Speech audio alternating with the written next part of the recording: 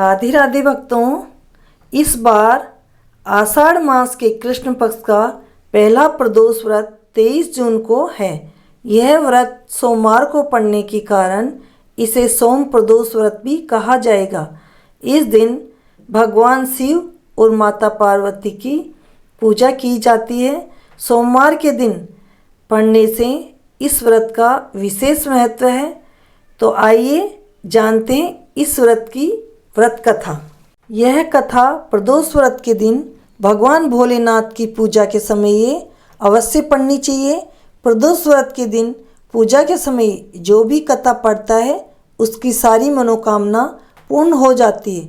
धार्मिक मान्यता है कि जो प्रदोष व्रत के दिन पूजा के समय कथा नहीं पढ़ता है उसे पूजा का पूर्ण फल प्राप्त नहीं होता है। तो आइए सुनते हैं सोम प्रदोष व्रत कथा। प्राचीन काल में अंबापुर गांव में एक ब्राह्मणी रहती थी। ब्राह्मणी विधवा थी। वो भिक्षा मांगकर अपना गुजर बसर करती थी।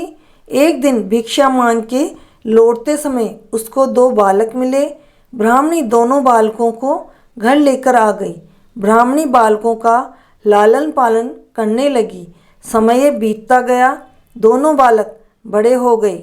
एक दिन ब्राह्मणी दोनों बालकों को लेकर ऋषि सांडिल्य के पास गई। ब्राह्मणी ने ऋषि सांडिल्य से आग्रह किया और कहा कि आप देखकर बताइए कि इन बालकों के माता पिता कौन हैं।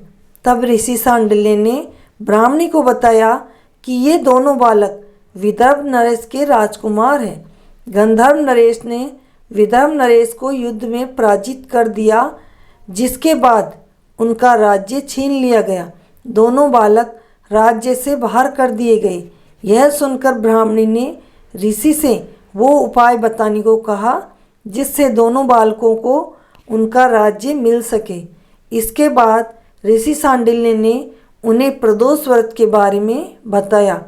फिर ब्राह्मणी ने और दोनों राजकुमारों ने प्रदोष का व्रत किया।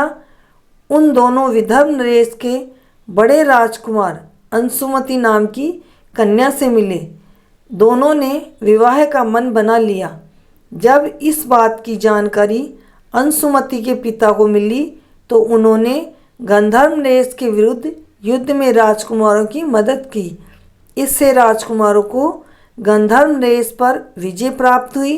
वहीं प्रसन्न होकर बाद में राजकुमारों ने अपने दरबार में ब्राह्मणी को भी विशेष जगह प्रदान की, जिससे ब्राह्मणी की सारी तकलीफ़ें दूर हो गई और आजीवन ब्राह्मणी महल में रही और मरने पर स्वर्गलोक को गई। भक्तों, ये कथा आपको कैसी लगी कमेंट करके हर हर महादेव ज़रूर लिखें। अगर आपने चैनल को सब्सक्राइब नहीं किया हो तो सब्सक्राइब कर दें ताकि जो कथाएं हम आपके लिए लेकर आते हैं वो कथाएं आप तक पहुंच सकें और आप इन कथाओं का लाभ उठा सकें।